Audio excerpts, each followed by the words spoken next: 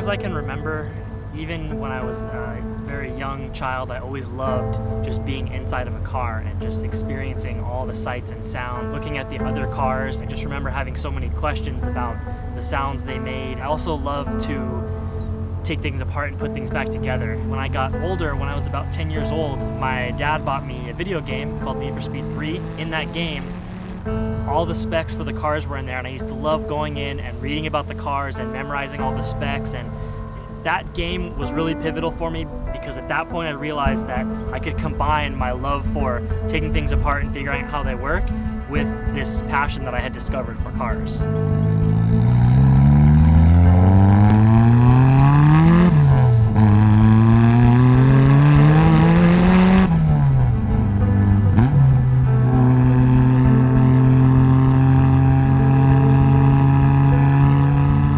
Greg Peters. I drive a 1992 Mazda Miata. My first real sports car was a Nissan 300ZX, and I loved that car so much. And after about 4 years of daily driving it and modifying it, it got stolen from my house and it got completely stripped, all the modification. I kind of put that car under the knife as a project car, but then after a few months, I had owned an E30 for a while, but I got sort of tired of not driving a Z, so I bought another Z car, drove that for about a year. I was shopping for an AE86 at the same time while driving that car because I wanted a lightweight, low-powered rear-wheel drive car.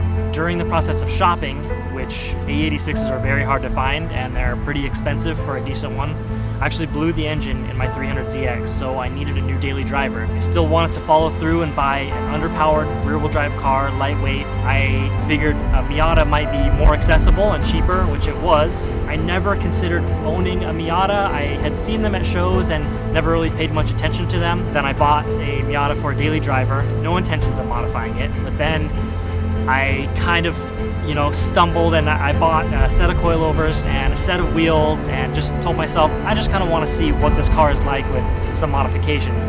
And then at that point, I was just hooked. It responded so well to the modifications and it handled very, very well and was just fun to drive, so I wanted to keep taking it further and further.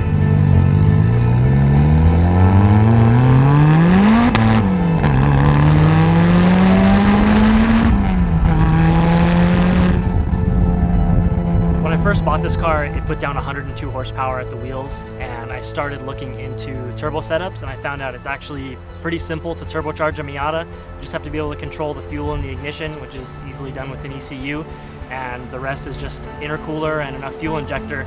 I run a Garrett GT2554R at 15 pounds of boost, and it makes 276 horsepower on E85. The exhaust is a Bell Engineering cast iron manifold, and then it's a custom 2.5-inch catless exhaust all the way out with a Dynamax Race Bullet muffler. I run Rota Grid Concave in 15x9 on all four corners, and the offset is +16 effective. I actually run a spacer on it to make it +16. And I run a 225/45R15 Nitto NT01s, which are super, super sticky, and I think they're paired with this car very well. The car is sitting on Powertrix coilovers. It's a really small company based in San Diego.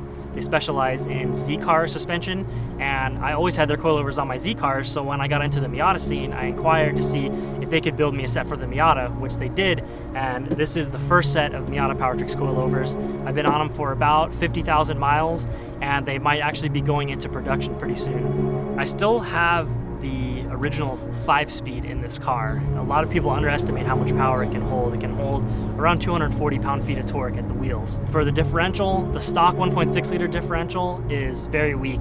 People have blown them up at 180 horsepower. I've actually upgraded this one to a Torsen LSD from a 2002 Miata, and you just swap over the drive shaft, the axles, and the differential, and it all just bolts up. There's no custom work needed, and it's a much, much stronger differential. I first started my YouTube channel back in February of 2011.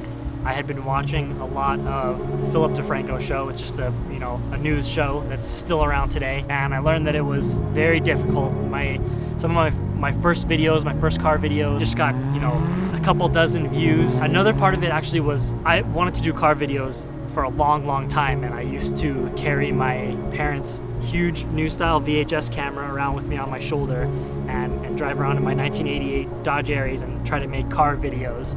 So that was another big part of starting the channel, and I tried several different styles of videos as the channel went on, and nothing really ever got that popular. When I first got the Miata, I wanted to do some how-tos and tutorials because I really love explaining things to people. First one I did that got somewhat popular was how to buy a used Miata, and I literally just left work and went to a cul-de-sac and filmed a couple shots of the car, talked about a couple things, went back to my house, did a couple more shots, and threw it together and uploaded it, and it got really popular, and that gave me hope that I had found something that I could pursue my passion with and share with other people.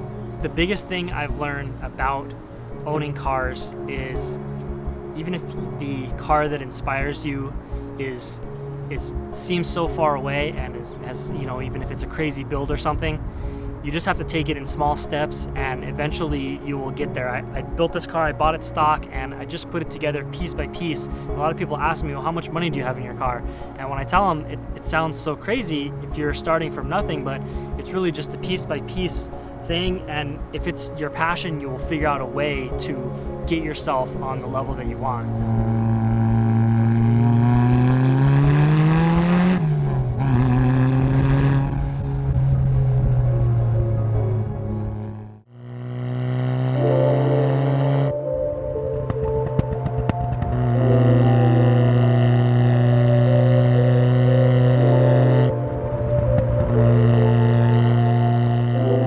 My name is Chris Majorvis. I drive a 1994 Mazda RX-7. How I found this car, recently last year, I went on Auto Trader. I saw a listing in Chino Hills.